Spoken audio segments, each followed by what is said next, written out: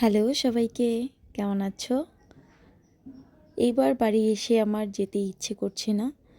একের পর এক অনুষ্ঠান হয়েই চলেছে।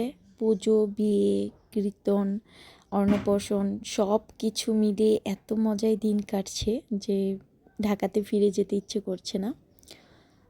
তো যাই হোক, আজকে ছিল সূর্য পূজা। কাদের এলাকাতে এরকম সূর্য পূজা আয়োজন করা হয় সব একটু কমেন্ট করে জানিও। সেই কোন ছোটোবেলাতে একবার সূর্য পূজা দেখেছিলাম, তারপর আর দেখার সৌভাগ্য হয়নি।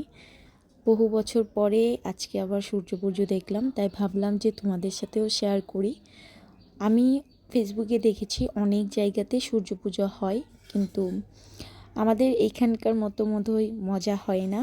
সূর্য পূজা দেখতে গিয়েছিলাম বিকেলবেলাতে, পাশের জেঠিদের বাড়িতে হয় পুজো, সেখানে সবাই মিলে পুজো করছে।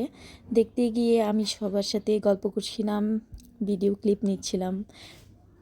তারপর যারা যারা এখানে পুজো করছিল তাদেরকে একটু সুন্দর করে ছবি ভিডিও তুলে দিচ্ছিলাম। অনেক মজা করেছি।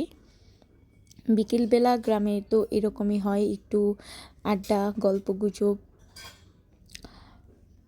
তারপর ঠাকুরমশাই এসে গেল, পুজোতে বসে গেছে। তার এইবার বেশ কমই ভর্তি হয়েছে।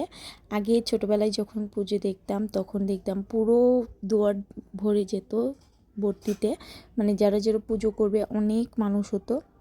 সূর্য পূজাতে একটা নিয়ম আছে যে যে কয়জন ভর্তি হবে, যে কয়জন মিলে পুজো করবে, সেই কয়েকটা হাত দিতে হয় ঠাকুরে। সকালবেলাও পুজো করেছে, সেই টাইমটাতে আমি যেতে পারিনি বলে ভিডিও করতে পারিনি, না হলে তোমাদেরকে দেখাতাম যে কেমন হয়। যেই হোক, তারপর এখানে সবাই মিলে সূর্য পূজা শেষে সূর্যদেবকে প্রদীপ ধূপধুলো দিয়ে ঠাকুরের চারপাশে ঘুরছিল।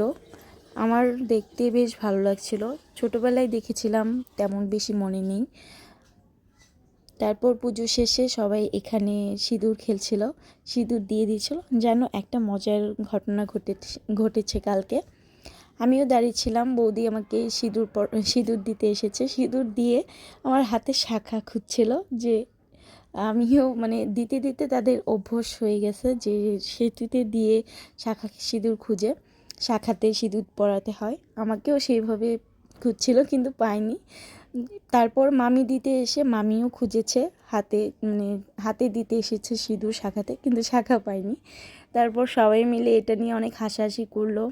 এ হচ্ছে আমার মাজার জেঠি, মানে তোমরা হয়তো বা জেঠিমা বলো, আমি জেঠি বলি।